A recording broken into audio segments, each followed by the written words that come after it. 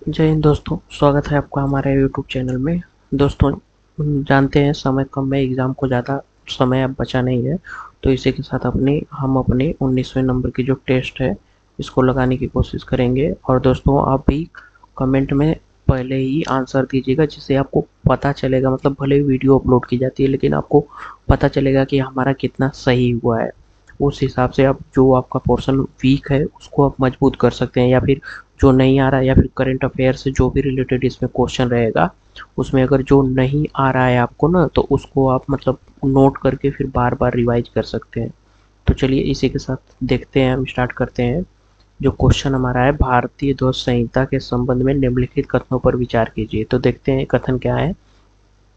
यह प्रतीक और नाम यह प्रतीक और नाम अधिनियम 1950 और राष्ट्रीय सम्मान का अपमान अधिनियम 1971 के प्रावधानों को समेकित करता है। दोस्तों, यह जो है सही है।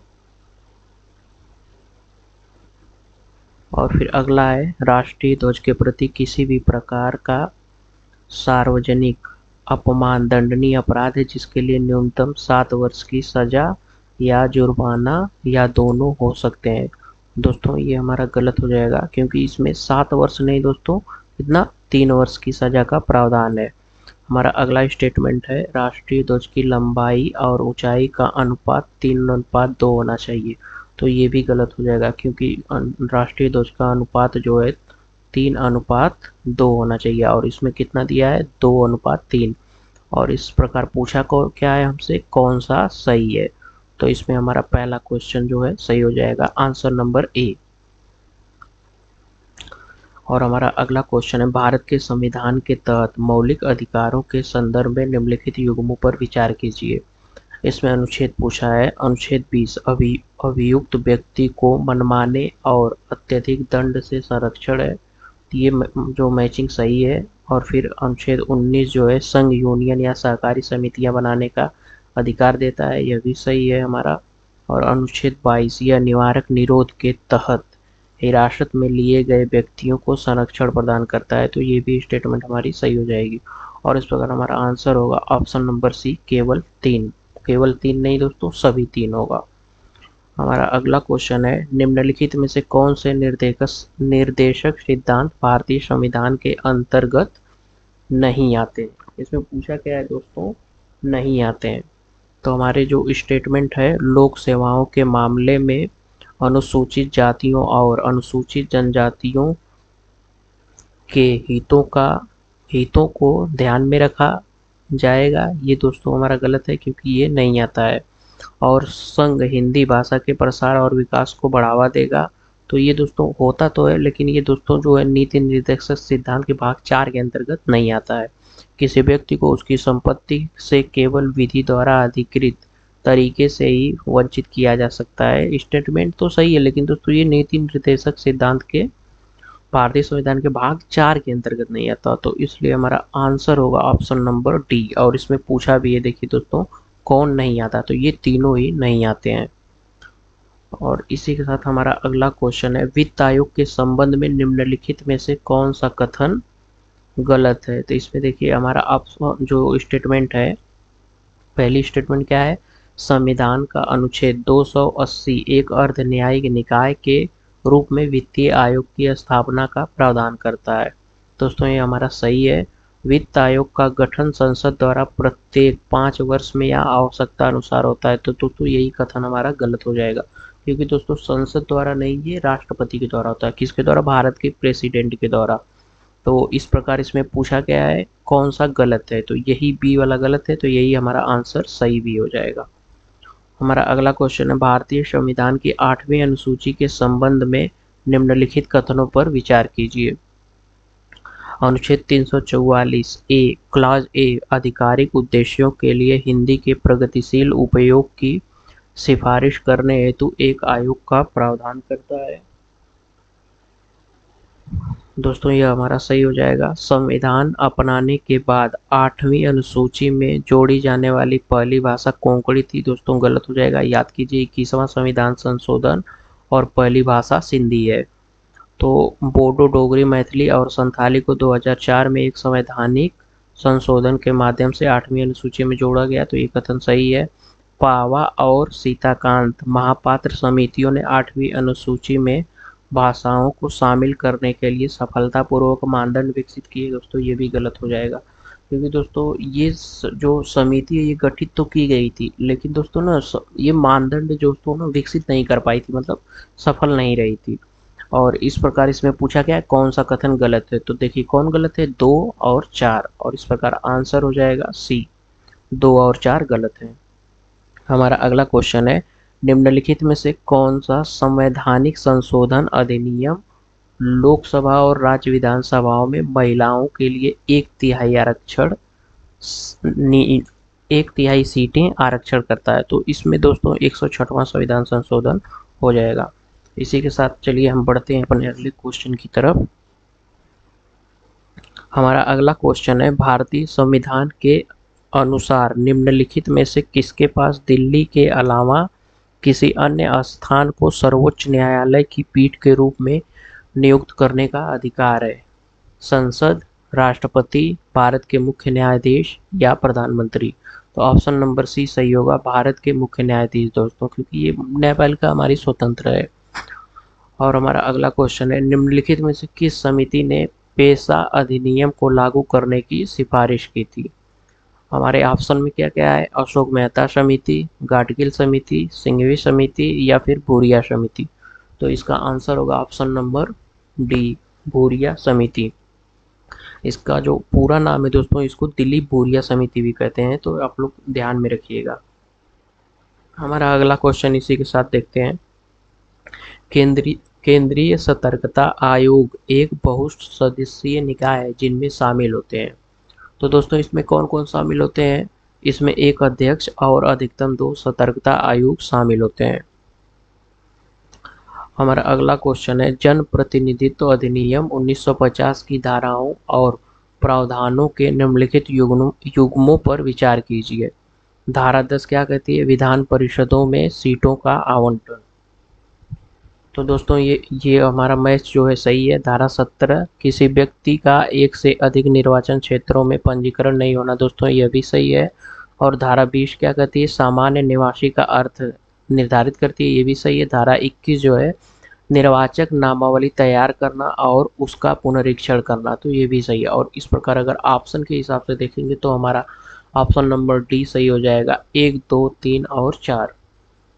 इसी के साथ बढ़ते हैं हम अपने अगले क्वेश्चन की तरफ। अगला क्वेश्चन हमारा 11वां है, राज्य पुनर्गठन अधिनियम 1956 के संबंध में निम्नलिखित कथनों पर विचार कीजिए। और इसमें पूछा क्या है देखते हैं कथन में, इसके प्रावधानों ने भाग क और भाग ख के राज्यों के बीच के अंतर को समाप्त कर दिया और भाग ग के राज्यों को भंग कर दिया। तो दोस्तों सही है, क्योंकि 3 श्रेणी में हमारे राज्य थे, तो जो भाग ग के जो श्रेणी थे उसको यहाँ पे नष्ट कर दिया गया था, मतलब खत्म समाप्त कर दिया गया था। और दूसरी स्टेट में इसने भारत को 6 क्षेत्रों में विभाजित किया, जिनमें से प्रत्येक में एक क्षेत्रीय परिषद थी। तो दोस्तों ये गलत हो जाएगा, यहाँ पे 6 क्षेत्रों नहीं दोस्तों 5 क्षेत्रों में विभाजित किया गया था। इसने बॉम्बे राज्य से लक्षद्वीप, मिनिकॉय और अमीन देवी द्वीप समूह का नया केंद्र शासित प्रदेश बनाया। तो दोस्तों ये भी गलत हो जाएगा, क्योंकि ये बॉम्बे राज्य से नहीं मद्रास से। तो दोस्तों इतनी सिली मिस्टेक दोस्तों आप एग्जाम में छोड़ देंगे, और मतलब आपको पूरा स्टेटमेंट पढ़ेंगे और छोटी सी, अब मान लीजिए यहाँ पे देखिए 6 दिया है, आप ध्यान नहीं देंगे तो आपका जो क्वेश्चन है जो गलत हो जाएगा। ये इसी को कहते हैं दोस्तों आसान क्वेश्चन गलत करके आना। और इसमें पूछा है कौन सा सही है, तो इसमें हमारा ऑप्शन नंबर ए हो जाएगा, सही है।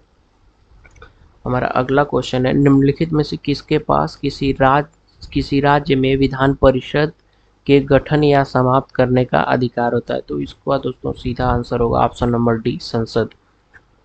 हमारा अगला है, निम्नलिखित में से भारत की किस प्रधानमंत्री ने प्रधानमंत्री बनने से पहले किसी राज्य के मुख्यमंत्री के रूप में कार्य नहीं किया था? तो दोस्तों हमारे ऑप्शन नंबर सी होगा, चंद्रशेखर जो थे हमारे पीएम बने थे, तो इन्होंने मतलब दोस्तों किसी भी राज्य में सीएम के तौर पे कार्य नहीं किया था। भारतीय संविधान के अंतर्गत एक नई अखिल भारतीय सेवाओं के सृजन के संबंध में निम्नलिखित कथनों पर विचार कीजिए। यदि राज्य अपने कुल सदस्यों के 2/3 बहुमत से एक प्रस्ताव पारित करती है तो संसद नई अखिल भारतीय सेवाओं का सृजन कर सकती है। दोस्तों ये कथन गलत हो जाएगा, क्योंकि अब यहाँ पे ध्यान दीजिए, अपने कुल सदस्यों का नहीं दोस्तों, उपस्थित एवं मतदान देने वाले सदस्यों का 2/3 बहुमत से। इस संबंध में राज्यसभा की विशेष शक्ति का उद्देश्य भारतीय संघीय ढांचे में राज्यों के हितों की रक्षा करना है। तो दोस्तों ये कथन सही है, और इसमें पूछा गया कौन से सही हैं, तो हमारा आंसर हो जाएगा ऑप्शन नंबर बी, केवल 2 सही है। इसी के साथ दोस्तों बढ़ते हैं अगले हम अपने क्वेश्चन पे। हमारा अगला जो क्वेश्चन है, निम्नलिखित में से किस श्रेणी की याचिकाओं पर न्यायालय आमतौर पर जनहित याचिका के रूप में विचार नहीं कर सकता है? बंधुआ मजदूरी से संबंधित याचिकाएं, दंगा पीड़ितों की याचिकाएं, मकान मालिक किराएदार विवादों से संबंधित याचिकाएं, या फिर ऑप्शन नंबर डी, अस्थायी श्रमिकों के शोषण का आरोप लगाने वाली याचिकाएं। दोस्तों आप सबको ही पता होगा, जो मकान मालिक का और किराएदार का जो मामला होता है, जल्दी इसमें याचिकाएं जो है दायर नहीं की जा सकती हैं, इसलिए हमारा आंसर ऑप्शन नंबर सी होगा। अगला जो है क्वेश्चन, सूची 1 सूची 2 से सुमेलित करना है। आयतन का जो है क्या हो जाएगा दोस्तों, आयतन का क्या होता है, आयतन का देखिए m0 l3 और t0 होगा। और फिर वेग का जो विमीय सूत्र है, वेग का विमीय सूत्र क्या होगा, m0 l1 और t-1 होगा। और त्वरण का जो है विमीय सूत्र m0 l1 और 2 होता है। और द्रव्यमान घनत्व का तो एक ही बच गया है, m1 l-3 t0।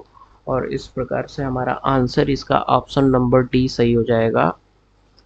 दोस्तों इसको आप याद करने का तरीका यही है ना कि दोस्तों लिख लीजिएगा, और लिख के 2 से 3 बारी देखेंगे ना दोस्तों, एग्जाम टाइम तक आप 60 नोट की ज़रूरत है दोस्तों। जो याद नहीं है उसको A4 शीट लेके या फिर कोई कॉपी लेके उसको लिखिए, और उसी को बार बार रिवाइज करिए दोस्तों, बार बार आप पूरा पढ़ने से नहीं होगा।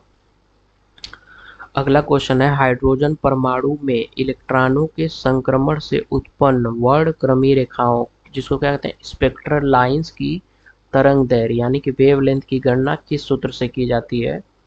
तो इसका जो गणना होती है दोस्तों रीडबर्ग के सूत्र से की जाती है। इस प्रकार हमारा आंसर ऑप्शन नंबर बी होगा।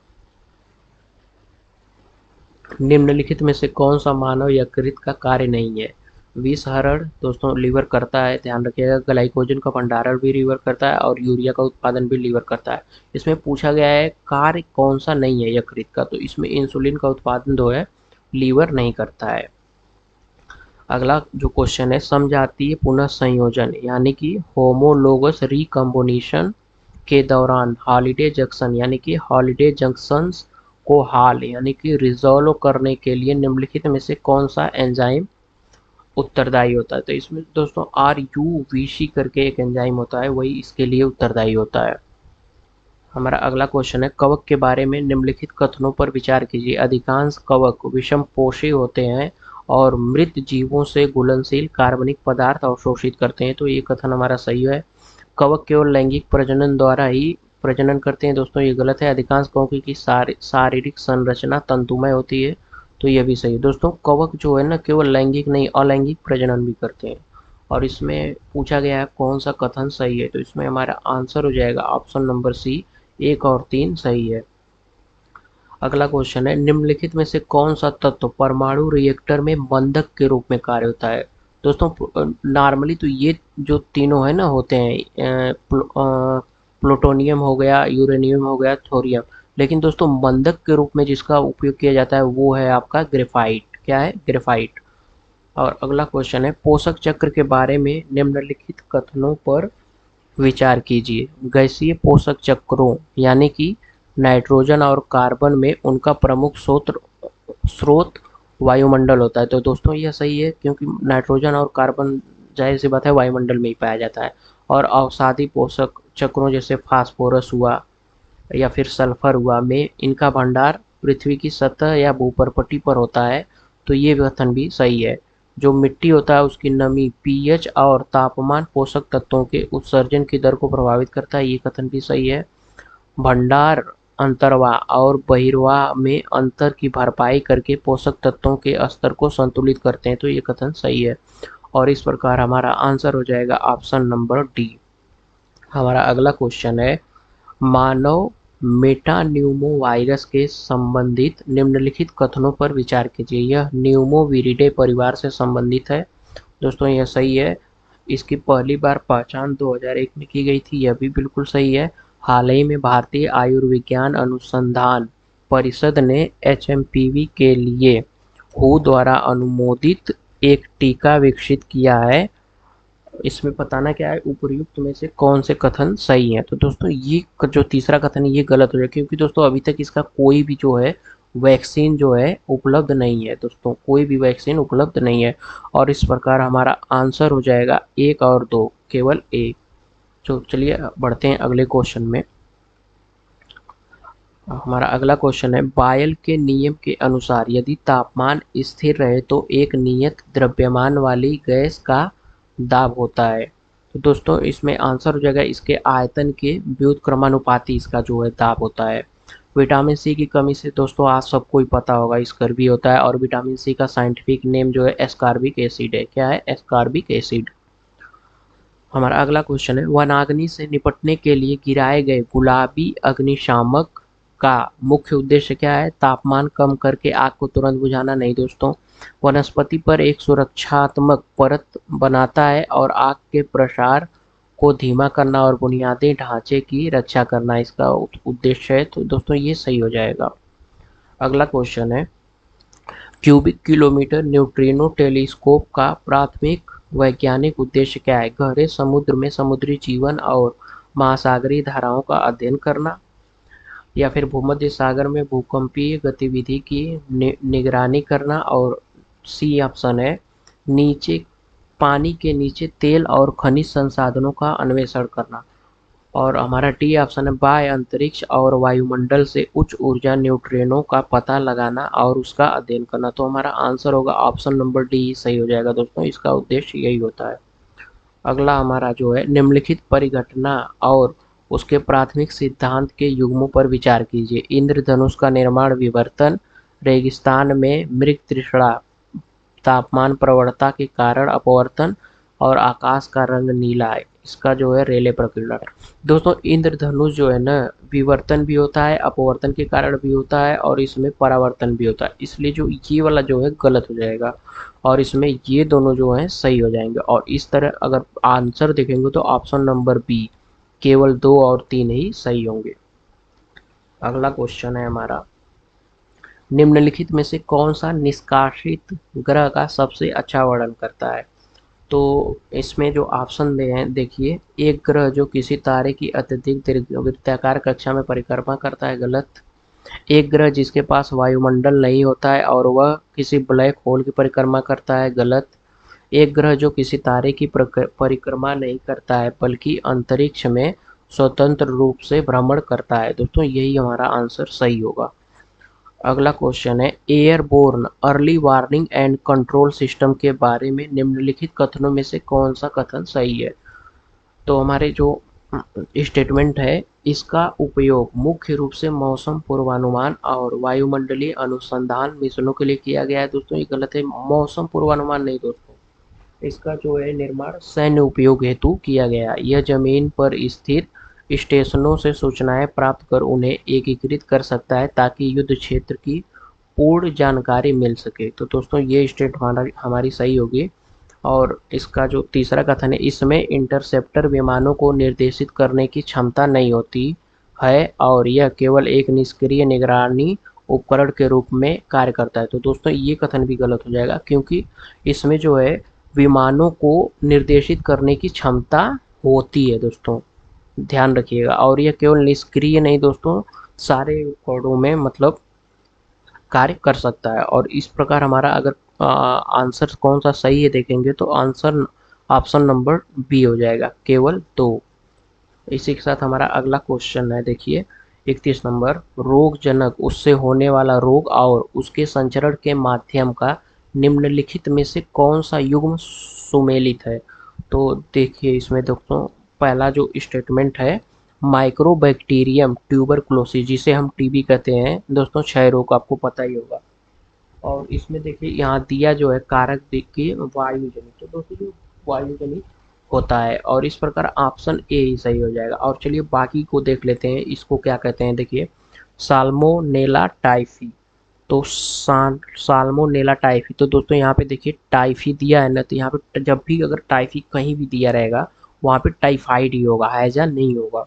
और यह दोस्तों ना जल जनित बीमारी नहीं है, इसको दोस्तों एक इसका जो है परजीवी होता है वीवियो कोलेरा के कारण होता है। किसके द्वारा? वीवियो कोलेरा के कारण। और जो ये जो है विचोरिया बैनक्राफ्टी, तो वुचेरिया बैनक्राफ्टी दोस्तों फाइलेरिया तो होता है, लेकिन ये दोस्तों मल मौखिक मार्गों से नहीं होता है, यह जो है मच्छर के द्वारा फैलता है। और फिर प्लाज्मोडियम विवैक्स, तो प्लाज्मोडियम विवैक्स जो है दोस्तों, ये इसमें डेंगू नहीं होता है, इसमें जो है मलेरिया होता है, और इसमें जो एडीज जो होता है मच्छर, इसका वाहक होता है। तो ये तीनों आप ध्यान रखिएगा दोस्तों, लिख लीजिएगा।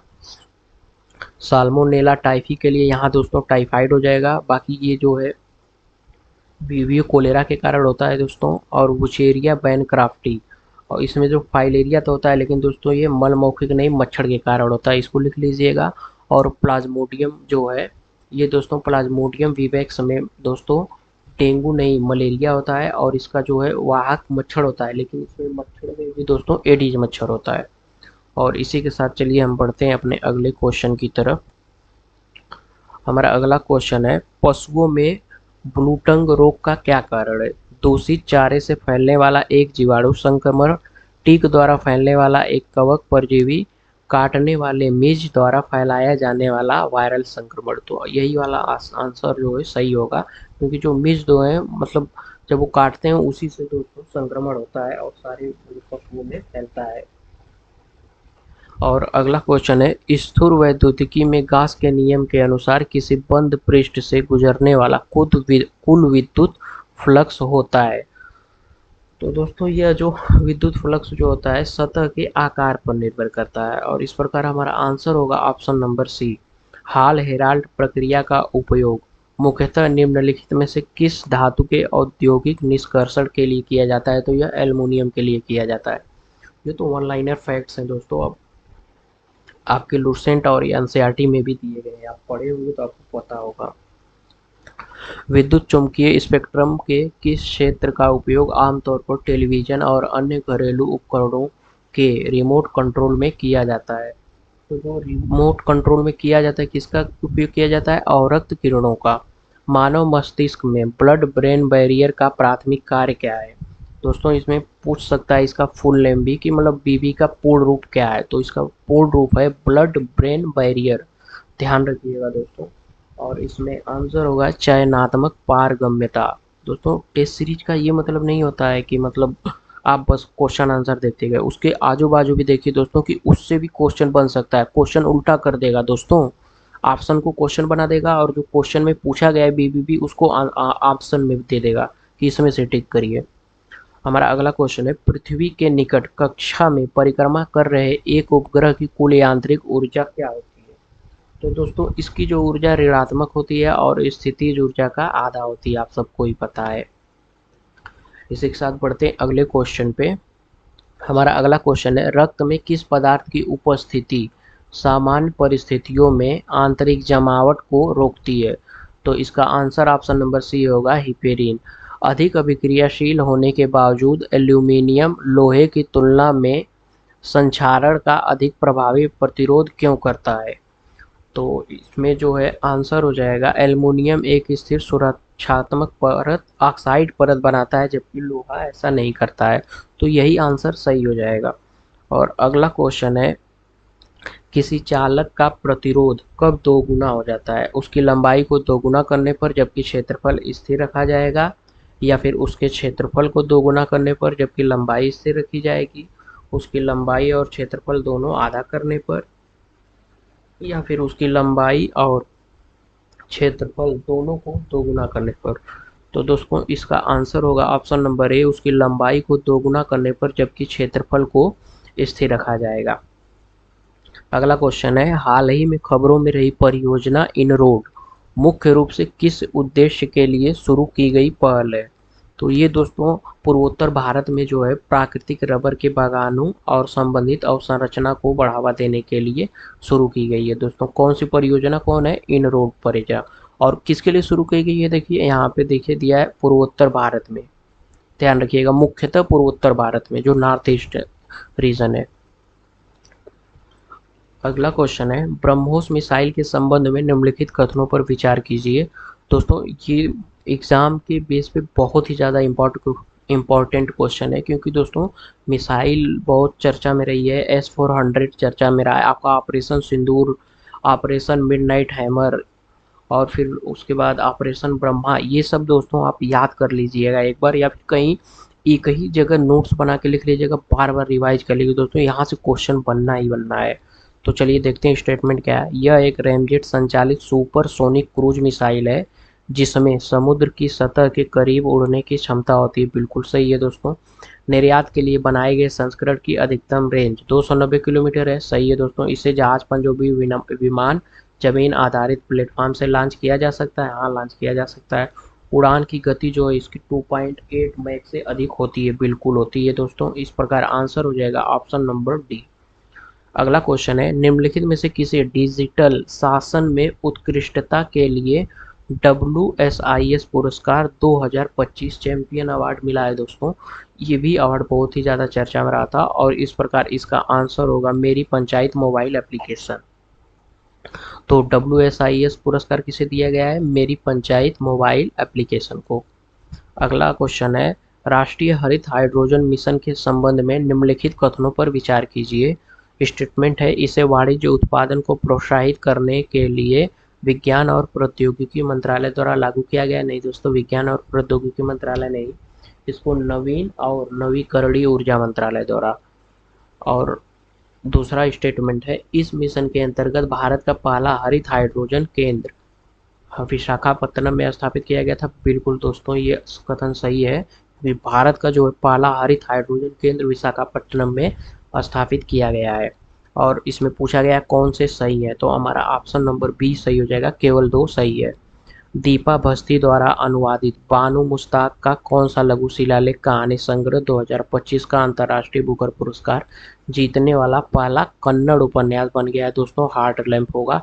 इसको मुझे सपने में भी अगर ये MCQ आए तो मैं इसको लगा सकता हूँ, क्योंकि दोस्तों ये बहुत ही ज़्यादा चर्चा में रहा था। ये सब अगर आपको याद नहीं है दोस्तों तो समझिए आप एग्ज़ाम को लेकर सीरियस नहीं है, और अभी भी बहुत टाइम है दोस्तों। मिनिमम जितना हो सके दोस्तों रिवाइज करिए, बस रिवाइज। अगला क्वेश्चन है, पोलावरम बहुउद्देशीय परियोजना किस नदी पर निर्मित है? तो यह दोस्तों गोदावरी नदी पर निर्मित है। अगला क्वेश्चन है, किस मंत्रालय ने विश्वसनीय यात्रियों के लिए विशेष फास्ट ट्रैक इमिग्रेशन कार्यक्रम को भारत भर में 21 प्रमुख हवाई अड्डों तक विस्तारित किया है? दोस्तों बहुत से लोगों को लगेगा कि इसका बस मंत्रालय नागरिक उड्डयन मंत्रालय हो सकता है। दोस्तों ये नहीं है दोस्तों, ध्यान रखिएगा आप, यही क्वेश्चन फंसाता है आपको, क्योंकि यहाँ पे दोस्तों गृह मंत्रालय है। हाल ही में विकसित की गई धान की किस्में, तो और धान की किस्में कौन कौन की है? DRR धन 100 यानी कि जिसका नाम है कमला, और पूसा इसका नाम क्या है? DST राइस 1 के बारे में निम्नलिखित में से कौन सा कथन सही है? इन्हें पारंपरिक क्रॉस ब्रीडिंग तकनीकों का उपयोग करके विकसित किया गया है। इन्हें विदेशी जीन जोड़कर आनुवांशिक रूप से संशोधित किया गया। इन्हें सूखे और लवणता के सहन करने के लिए जीनोम संपादित किया गया। तो दोस्तों यही कथन सही हो जाएगा, इन्हें जो है सूखा और लवणता को सहन करने के लिए विकसित किया गया है। सामाजिक न्याय के लिए वैश्विक गठबंधन पर पहली बार आयोजित क्षेत्रीय संवाद के संबंध में निम्नलिखित में से कौन सा कथन जो है गलत है? इसमें पूछा है कौन सा कथन गलत है। तो हमारा जो स्टेटमेंट है, यह लखनऊ में कर्मचारी राज्य बीमा निगम की 74वीं स्थापना दिवस पर आयोजित किया। दोस्तों ये 74वीं स्थापना दिवस पर आयोजित तो किया गया है, लेकिन दोस्तों ये लखनऊ में नहीं हुआ है। ध्यान रखिएगा ये कहाँ पे हुआ है? ये आपके दिल्ली में हुआ है दोस्तों। तो इस प्रकार यही कथन जो है गलत होगा और यही ऑप्शन नंबर ए सही हो जाएगा। और इसी के साथ हम बढ़ते हैं अपने अगले क्वेश्चन की तरफ। अगला क्वेश्चन है, भारत में हाल ही में पर्यावरण और आजीविका संबंधी पहलों के संदर्भ में निम्नलिखित में से कौन सा जलज कार्यक्रम के उद्देश्य का सबसे अच्छा वर्णन करता है? तो इसका आंसर होगा ऑप्शन नंबर सी, गंगा नदी के चयनित क्षेत्रों में संरक्षण और पर्यटन को जोड़ते हुए आजीविका हब बनाना। अगला क्वेश्चन है, हाल ही में समाचारों में रहे ताइवान जल डमरू मध्य के संबंध में निम्नलिखित कथनों पर विचार कीजिए। यह दक्षिण चीन सागर को पूर्वी चीन सागर से जोड़ता है, बिल्कुल दोस्तों। और अगला है, 17वीं शताब्दी में यूरोपीय खोजकर्ता ने ताइवान को इल्हा फार्मोसा कहा था, यह भी सही है।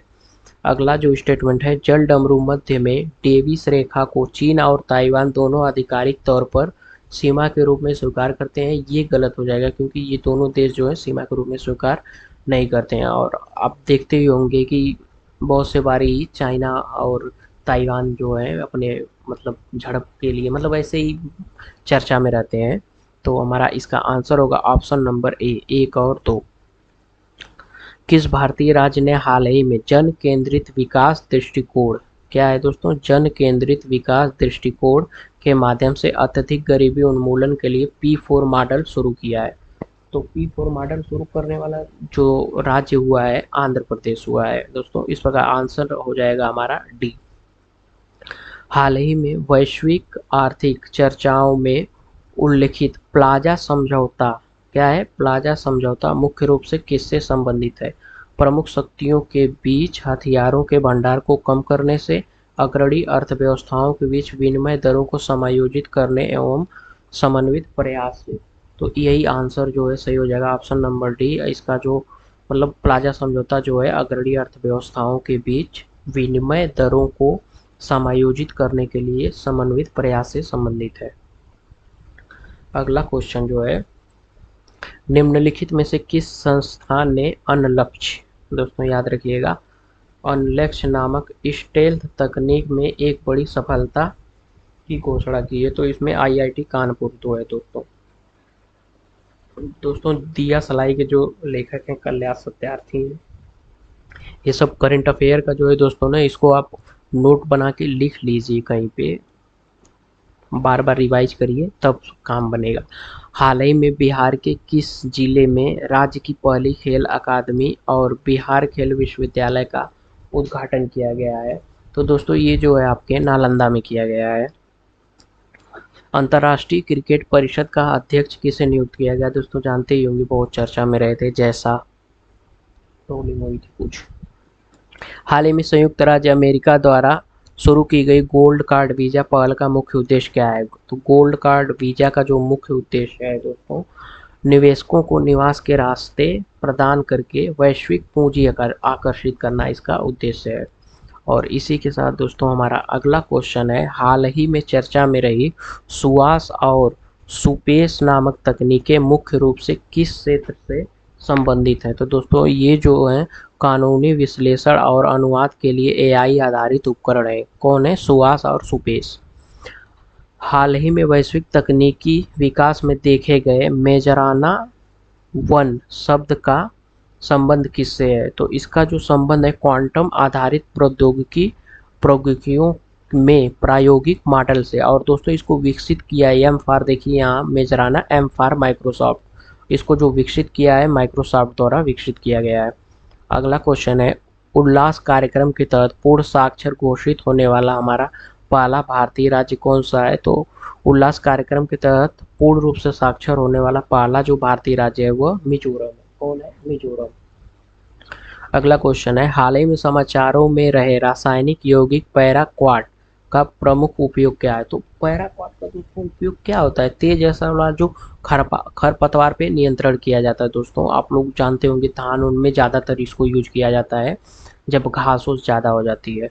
अगला क्वेश्चन है, प्रोजेक्ट 39A नामक मुख्य रूप से किस पर केंद्रित है? प्रोजेक्ट 39A दोस्तों, यह दोस्तों मृत्यु दंड से संबंधित कानूनी सुधार से संबंधित है दोस्तों यह। और इसी के साथ हमारा अगला जो क्वेश्चन है, निम्नलिखित में से कौन सा देश ईरान के साथ स्थलीय सीमा साझा करता है? तो दोस्तों इसमें एक जो है साझा नहीं करता है, ये अगर पहचान ले गए ना आप, कर ले जाएंगे, क्योंकि दोस्तों ज़्यादातर देगा। और देखिए ईरान अभी, इजराइल अभी हाल ही में चर्चा में रहे हैं, तो दोस्तों इसको मैप पे बेस से आपको देखना जरूरी बनता है। और आप ये देख लीजिए, अभी मिडनाइट हैमर के थ्रू दोस्तों जो अमेरिका ईरान पे हमला जो किया था, वो कहाँ कहाँ किया था? तो दोस्तों उसके 3 जो परमाणु केंद्र थे वहाँ पे किया था। और उनके नाम देख लीजिएगा दोस्तों, ये भी पूछ सकता है कि कौन सा स्थान, मतलब निम्नलिखित में से कौन सा स्थान ईरान में है, या ये स्थान किस देश में पड़ता है। और चलिए इसको देखते हैं हम।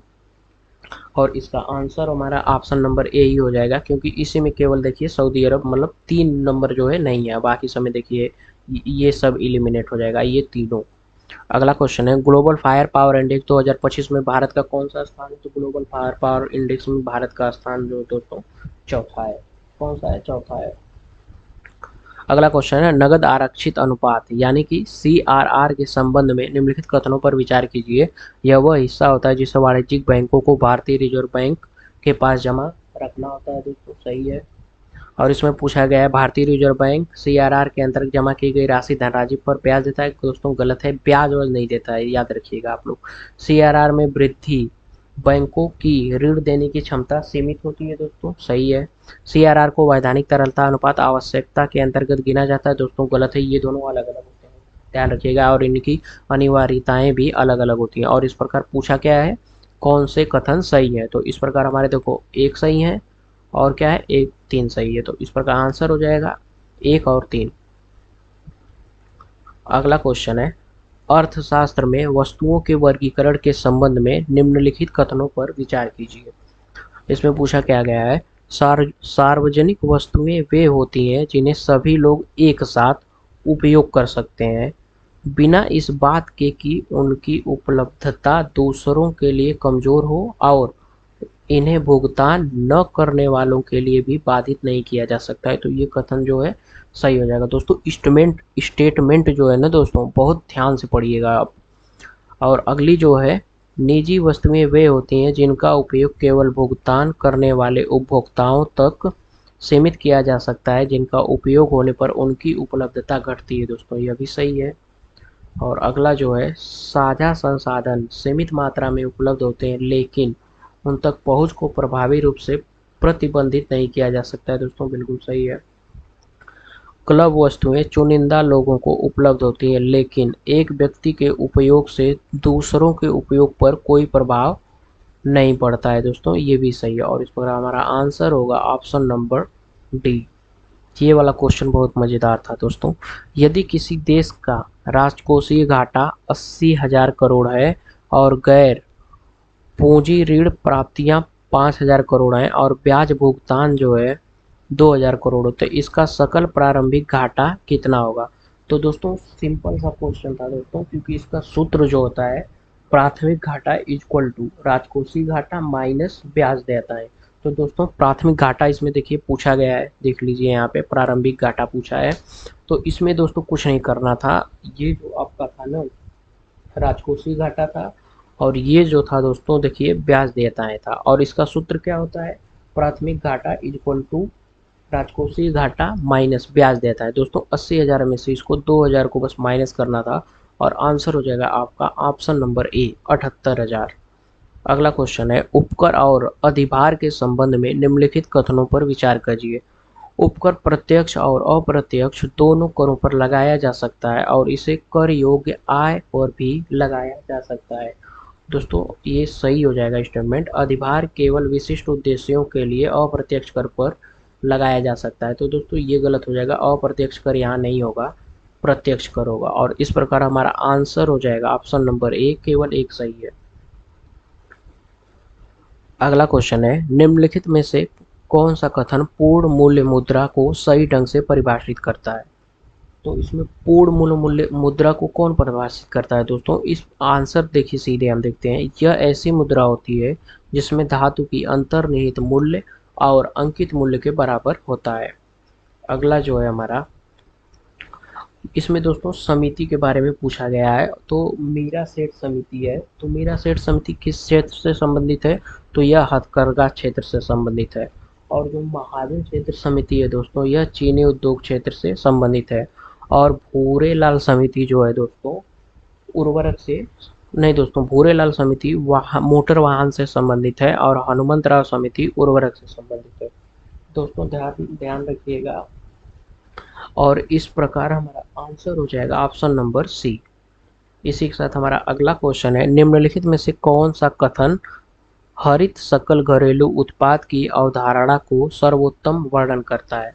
तो इसमें जो है हरित सकेल सकल घरेलू उत्पाद की अवधारणा का सर्वोत्तम वर्णन जो है, एक आर्थिक संकेतक जो पारंपरिक सकल घरेलू उत्पाद यानी कि जीडीपी के साथ साथ प्राकृतिक संसाधनों के मूल्य ह्रास और पर्यावरणीय क्षरण का भी ध्यान रखता है। तो दोस्तों यही ऑप्शन हमारा सही होगा, आंसर नंबर ए।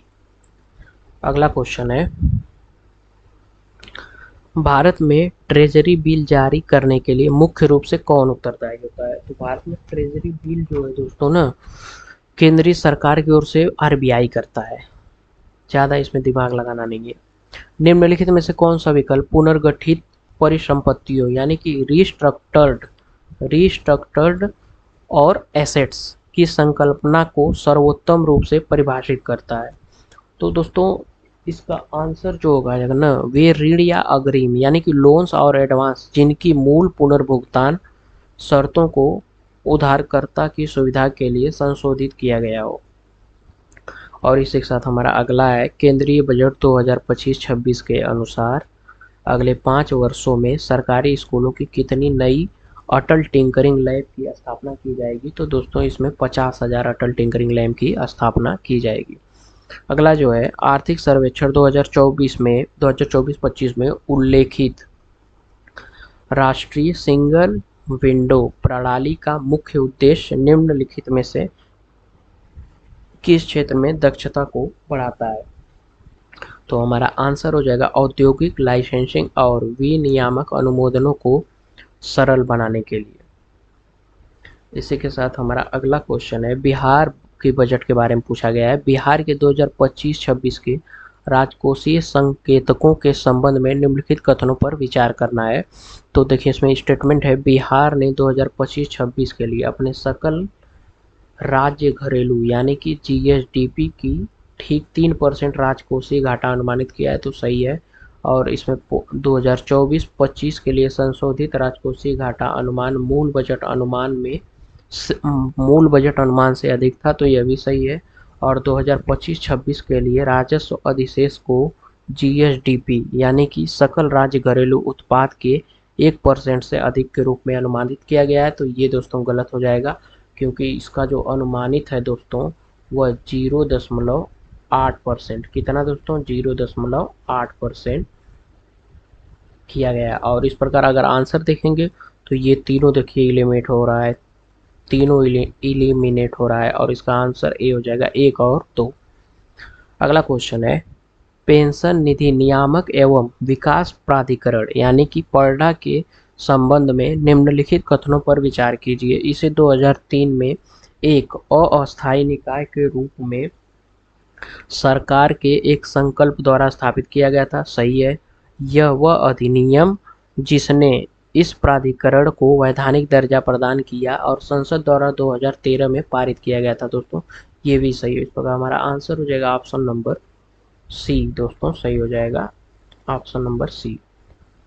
अगला क्वेश्चन है, निम्नलिखित में से कौन सा विकल्प नॉमिनल इफेक्टिव एक्सचेंज रेट यानी कि नियर को सटीक रूप से दर्शाता है? दोस्तों नियर और रियर दो हमारे इकोनॉमिक के सेगमेंट में आते हैं दोस्तों, इन्हें आप बढ़िया से इसकी परिभाषा याद कर लीजिएगा क्योंकि ये एग्जाम में क्वेश्चन बन सकता है। और नियर की दोस्तों यहाँ पे दे ही दिया है, देखिए यह भारत के बाह्य व्यापार संरचना को दर्शाने वाली व्यापार भारित मुद्रा टोकरी के आधार पर गणना की जाती है। तो इसका आंसर ही ए हो जाएगा। और दोस्तों इसी के साथ हम वीडियो को समाप्त करते हैं और नेक्स्ट वीडियो हम अगली बार मतलब इसके आगे का पार्ट लाएंगे।